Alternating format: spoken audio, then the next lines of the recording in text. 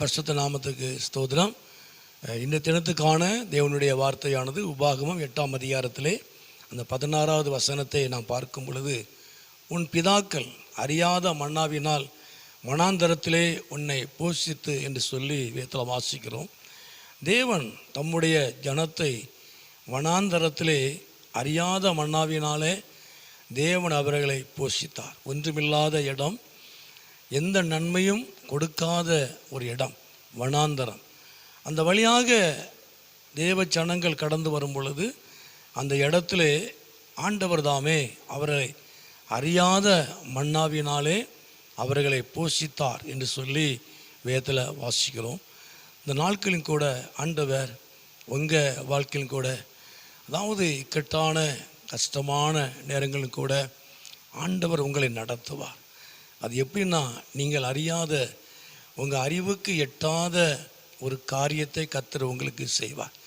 எப்படி தம்முடைய ஜனத்துக்கு ஒன்றுமில்லாத இடத்திலே, அந்த வனாந்தரத்திலே அவர்கள் அறியாத மன்னாவினாலே அவர்களை போஷித்தாரோ, அதே போல் உங்கள் வாழ்க்கையிலே வனாந்தரம் போன்ற உங்கள் வாழ்க்கையிலே, ஒன்றுமில்லாத உங்கள் வாழ்க்கையிலே, எந்த நன்மையும் உண்டாகாத உங்கள் வாழ்க்கையிலே, உங்கள் குடும்பத்தில் நிச்சயமாய் தேவன் ஒரு பெரிய காரியத்தை செய்வார்.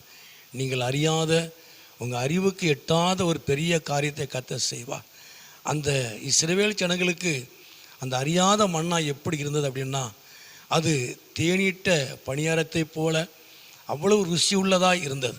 கர்த்தரால் மகிமையுண்டாவதாக. அது வானத்தில் இருந்து, அது பரத்தில் இருந்து தேவ ஜனங்களுக்காய் கொடுக்கப்பட்ட மன்னா.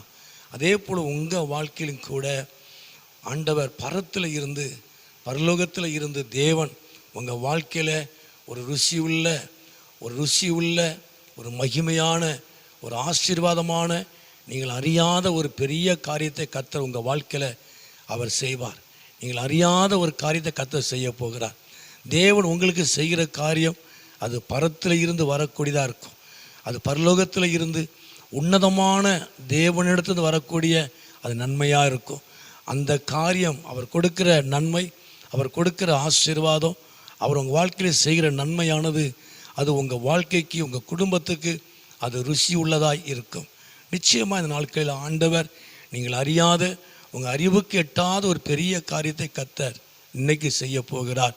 ஆண்டவர் சொல்லும் பொழுது அந்த எரேமியால கூட நம்ம வாசிக்கிறோம் இல்லையா, நீ என்னை நோக்கி கூப்பிடு, அப்பொழுது நான் உனக்கு மறுஉத்தரவு கொடுத்து நீ அறியாததும் எட்டாததுமான பெரிய காரியங்களை நான் சொல்கிறேன்.